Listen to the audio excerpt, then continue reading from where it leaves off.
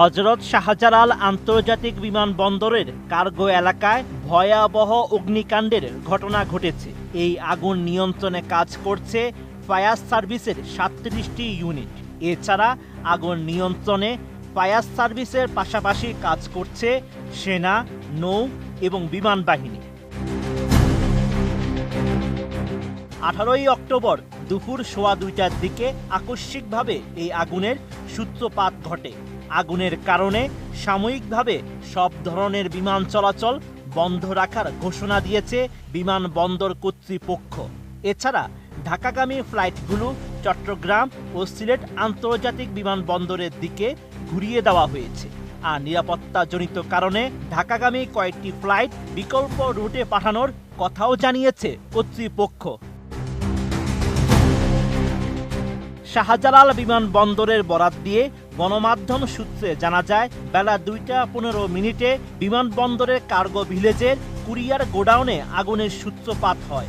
বেলা ৩টা ১০ দিকে আগুন পৌঁছে যায় ইলেকট্রনিক্স গোডাউনে।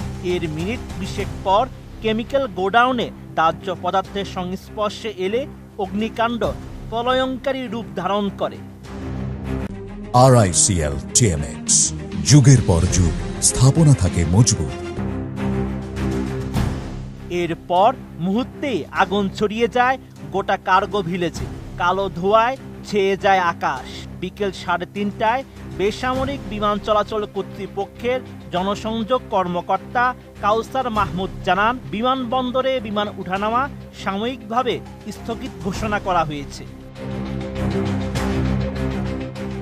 এরপর ঢাকাগামী বেশ কয়েকটি ফ্লাইটকে বিকল্প রুটে পাঠানো হয়। এর মধ্যে চট্টগ্রাম ও কলকাতায় একাধিক ফ্লাইট অবতরণ করেছে। এদিকে ঢাকা থেকে ছেড়ে যাওয়ার অপেক্ষায় থাকা কয়েকটি আন্তর্জাতিক ফ্লাইটও ট্যাক্সিওয়েতে আটকে আছে। বিমানবন্দর সূত্রে আরও জানা যায়, ঢাকা থেকে কুয়ালালামপুরগামী বাটিকে এয়ারের OD-163 ফ্লাইট এবং ঢাকা থেকে মুম্বাইগামী ইন্ডিগোর 6E-1116 ফ্লাইট ট্যাক্সিওয়েতে অপেক্ষা করছে। এছাড়া বিমান বাংলাদেশ এয়ারলাইন্সের সৈয়দপুর থেকে ঢাকাগামী ফ্লাইটটি ঢাকায় অবতরণ না করে চট্টগ্রামে অবতরণ করেছে। একইভাবে US বাংলা এয়ারলাইন্সের চট্টগ্রাম থেকে ঢাকাগামী একটি ফ্লাইট উড্ডয়নের পর পুনরায় চট্টগ্রামে ফিরে গেছে।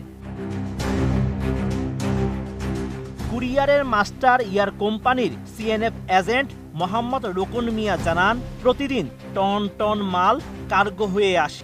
এ ঘটনায় বিশাল ক্ষতির মুখে পড়বে ব্যবসায়ীরা। Sheikh Farid, ATN news.